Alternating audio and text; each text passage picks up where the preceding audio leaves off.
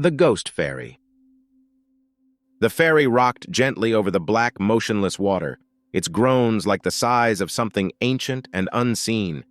I stood alone on the deck, gripping the rusted railing, watching a dense fog creep closer, hungry and alive.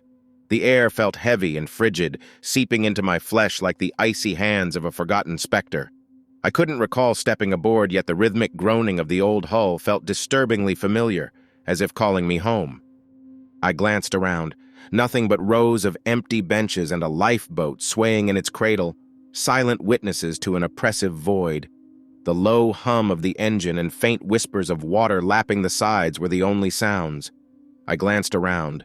Nothing but rows of empty benches and a lifeboat swaying in its cradle, silent witnesses to an oppressive void.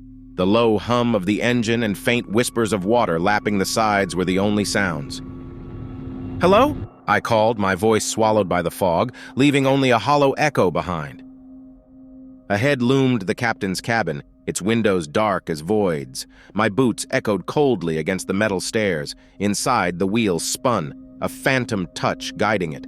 A blank chart sat unattended, revealing no destination or escape. Back on the deck, I saw it, a figure standing at the stern, cloaked in the fog's embrace. My heartbeat quickened, fueled by equal parts dread and relief as I approached. "Hey, do you know where?" The figure turned. It was me. Hollow-eyed, pale, and grief-stricken, my reflection stared back, unblinking. Their lips parted, releasing a whisper carried by the spectral wind. "Why don't you remember?"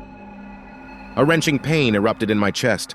Memories broke like shards of glass. Tires screeching, water engulfing me, the suffocating grip of panic as I drowned. The fog transformed. It wasn't mist, but the abyss of death, vast and inescapable.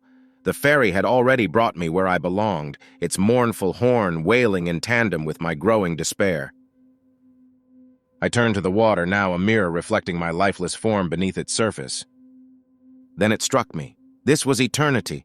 Trapped on the ghost ferry, alone with my sorrow, forever staring into the unrelenting void of my reflection.